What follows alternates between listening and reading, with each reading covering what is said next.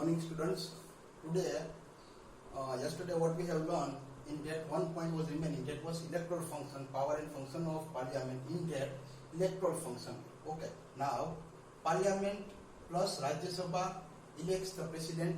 Now that you are knowing that electoral function matlab in election what role Rajya Sabha and parliament is having, that we are discussing. Okay, so first one is कि parliament, Rajya Sabha, विधानसभा के जो members होते हैं वो president sir को elect करते हैं. ये वाला आपका फर्स्ट पॉइंट.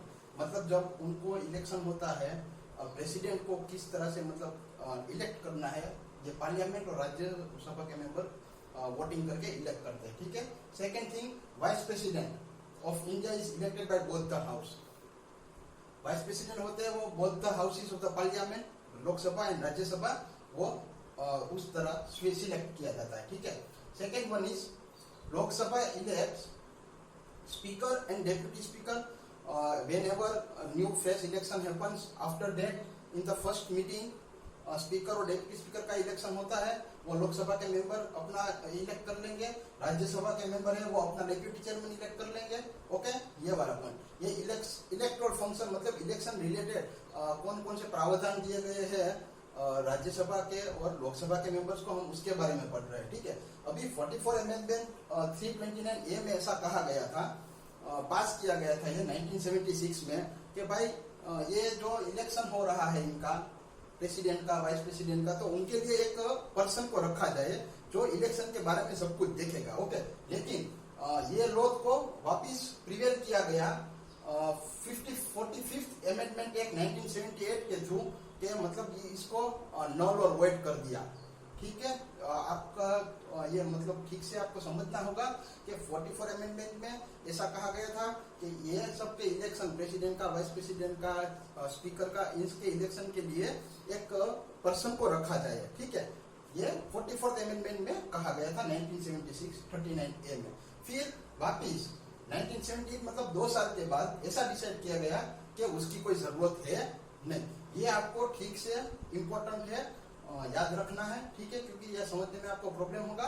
पहले में कहा गया कि बंदे को रखा जाए, दूसरे में कहा गया उसकी कोई जरूरत नहीं है. ओके. नाउ नेक्स्ट, ये हमारा जो power and function of parliament था यहाँ पे पूरा हो गया है. Next is relation between both the houses. Okay. दोनों का, राज्यसभा लोकसभा का, दोनों के बीच में रिलेशन क्या है उसके बारे में हम समझेंगे. Lok Sabha Rajya Sabha enjoy equal power theoretically. मतलब आप ऐसा देखने जाओगे तो दोनों को सेम पावर दिए गए हैं, उसमें मतलब कोई इम्बैलेंस नहीं है. लेकिन अगर हम थोड़ा डिटेल में सोचेंगे, देखो यहाँ पे मैंने थियोरेटिकली लिखा है, बुक में भी लिखा गया है. रीजन ये है कि भाई राज्यसभा के मेंबर 252 एंड लोकसभा के मेंबर 545. तो आप समझ सकते हो कि दोनों को इक्वल पावर दिए गए हैं. लेकिन कोई भी चीज जब डिसाइड होने जाती है तो हमेशा अपर हैंड किसका रहेगा? लोकसभा का. ठीक है. यहाँ पे पावर इक्वल है, लेकिन आप समझ सकते हो किस तरह से लोकसभा अपर हैंड हो सकता है. Okay. Second one is Lok Sabha, आपको पता है बाय द पीपल है, डायरेक्ट इलेक्शन से आए हैं. ओके. लेकिन राज्यसभा में इनडायरेक्ट इलेक्शन होता है.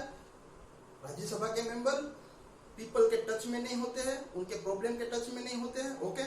उनको कैंपेन करने नहीं जाना होता, ऐसा कुछ नहीं होता, क्योंकि दे आर इलेक्टेड मेंबर्स, उसके थ्रू आते हैं स्टेट लेजिस्लेटिव असेंबली. ठीक है.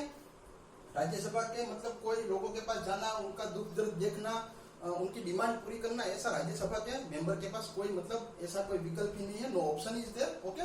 नाउ इसीलिए हर बार लोकसभा को अपर हैंड इसलिए दिया जाता है क्योंकि ये लोगों के द्वारा नियुक्त किए जाते हैं, उनके द्वारा चूज किए जाते हैं. इसीलिए हमेशा लोकसभा का जो हाथ रहेगा वो अपर ही रहेगा. ठीक है.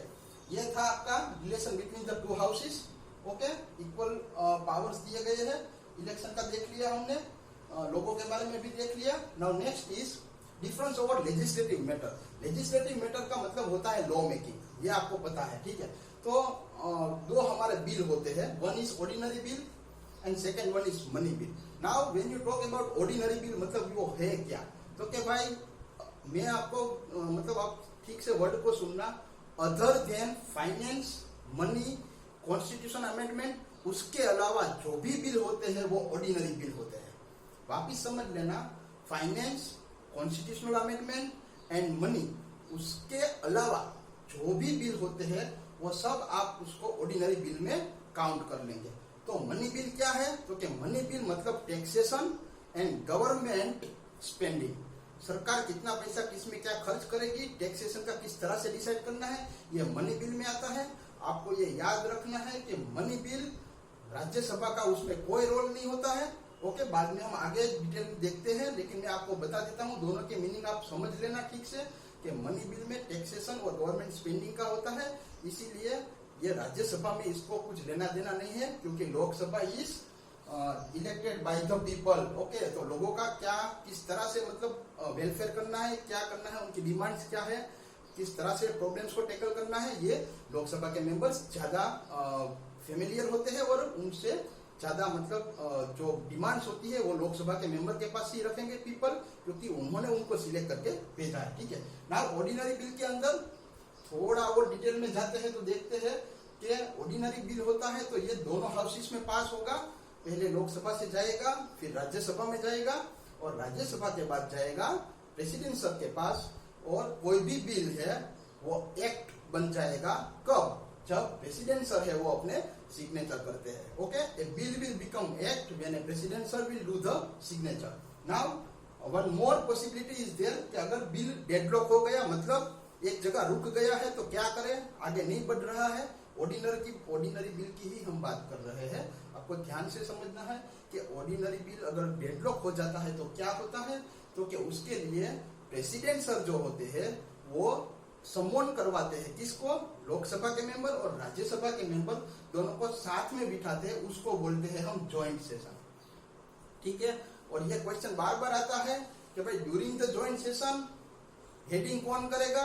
तो आपको याद रखना है कि लोकसभा का स्पीकर होता है वो हेडिंग करेगा। आया समझ में?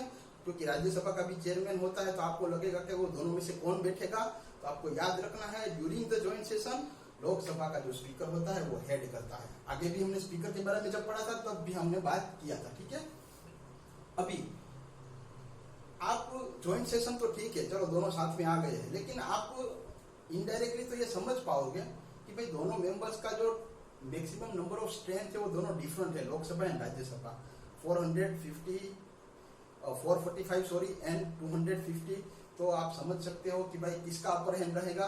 तो यहाँ पे हमने जो बताया था वो सेम चीज कि लोकसभा के मेंबर से वो ज्यादा है तो अपर हैंड उनका रहेगा, और मोस्ट ऑफ टाइम जब ज्वाइंट सेशन होता है तो लोकसभा का जो मतलब मेंबर्स होते हैं उनकी वोटिंग होगी, तो मतलब वो नंबर्स ज्यादा है तो ऑलरेडी वो प्रिवेल करेंगे, मतलब वो ही बिल को पास करवा सकते हैं। राज्यसभा मतलब रोक सकती है, लेकिन बार बार मतलब आप देखने जाओगे इनडायरेक्टली तो लोकसभा के मेंबर है वो आराम से बिल को पास करवा के निकल जाते हैं। ठीक है, next is money bill. Meaning आपको समझ में आ गया है। तो अभी राज्यसभा का इसमें क्या रोल है, तो कि मनी बिल में राज्यसभा का कोई पावर नहीं है। मनी बिल है, देखो पास तो होगा, लोकसभा से जाएगा राज्यसभा में, राज्यसभा वाले क्या कर सकते हैं, अगर देखो उनका कोई पावर नहीं है, लेकिन वो अगर डिले करना चाहे तो 14 डेज तक वो डिले कर सकते हैं। डिले का मतलब रोक के रख सकते हैं। 14 डेज का टाइम पीरियड पूरा हुआ उसके बाद इसको निकल जाना है, मतलब ये बिल है वो चला जाएगा प्रेसिडेंट सर के पास और वहां पे उनका सिग्नेचर हो जाएगा and bill will be passed. याद रखना है कि मनी बिल के अंदर राज्यसभा का कोई रोल नहीं है। फिर ऐसा मत सोचना कि सर वहां पे भेजना ही नहीं है, क्या ऐसा नहीं है, भेजेंगे। वो क्या कर सकते हैं, तो कि एक तो वो पास कर सकते हैं, दूसरा तो कि अगर डिले करना है तो 14 डेज का उनके पास टाइम होता है, 14 डेज तक वो डिले करेंगे, लेकिन after the time period is over 14 days वो बिल है वो निकल जाएगा प्रेसिडेंट सर के पास एंड फिर साइन हो जाएगा and the bill will become act. ये क्वेश्चन बार बार आ सकता है कि बिल है वो एक्ट कब बन जाता है, तो कि after the signature of the president the bill become the act. Okay, next control over the executive. अभी यहां पे भी हमने देखा था इक्वल पावर है, theoretically Lok Sabha Rajya Sabha power same है। Okay, both houses have equal rights, questioning कर सकते हैं, गवर्नमेंट को मतलब पूछ सकते हैं, जो भी मतलब बिल होता है उसके रिलेटेड कोई भी बात कर सकते हैं, कोई भी लॉ के रिलेटेड बात कर सकते हैं। ओके, और एक दूसरी बात, अभी एग्जीक्यूटिव के अंदर सोचो नो कॉन्फिडेंस मोशन हमको पास करना है। ठीक है, देखो नो कॉन्फिडेंस मोशन का आपको एक चीज ठीक से समझ लेना है कि चलो एक एग्जांपल लेते हैं कि राज्यसभा का मेंबर्स है वो नो कॉन्फिडेंस मोशन पास करते हैं, लेकिन किसके सामने, तो क्या लोकसभा के मेंबर के सामने, वो होगा नहीं। याद रखना, राज्यसभा के अंदर नो कॉन्फिडेंस मोशन पास किया गया, लोकसभा के अगेंस्ट में it will not work. The reason is Lok Sabha and Rajya Sabha both are different assemblies. तो उनको क्या करना होगा कि सेम अगर लोकसभा में ही उनका नो कॉन्फिडेंस मोशन पास किया गया तो वो मतलब काउंसिल ऑफ मिनिस्टर होते हैं एज ए होल, अगर वो प्रूव हो गया, वोटिंग हो गया तो वो डिसोल्व हो सकता है लोकसभा। वरना राज्यसभा में अगर पास किया गया नो कॉन्फिडेंस मोशन, लोकसभा को डिसोल्व नहीं कर सकता। ये आपको ठीक से याद रखना है। ओके, तो ये हमारा सिविक्स का इतना था। दो लेजिस्लेटिव मैटर का आपको 2 पॉइंट याद रखना है, एक ऑर्डिनरी बिल है और एक मनी बिल है। ऑर्डिनरी बिल और मनी बिल दोनों के मीनिंग ठीक से समझ लेना। बार बार ये वर्ड आते रहते हैं, बाद में अगर आपको मतलब मीनिंग पता नहीं है तो बार बार आप मतलब थोड़ा डिफिकल्ट सिचुएशन में आ जाएंगे, क्योंकि यहाँ पे ऐसे बहुत सारी वर्ड है जिनको ठीक से समझना जरूरी है। अदरवाइज वो जो थियरी होता है वो आप ठीक से मतलब उसको कैचअप नहीं कर पाओगे। ठीक है, और यहाँ पे मैंने थोड़े शॉर्ट फॉर्म लिखे हैं, वो मैंने आगे भी बताए थे। एलएस लोकसभा, ये स्पीकर का, डिप्यूटी स्पीकर का, मतलब शॉर्ट फॉर्म में इसलिए लिखा है कि भाई ज्यादा मैं कवर कर सकता हूँ। ठीक है, और कोई भी प्रॉब्लम हो तो you can ask. Thank you very much.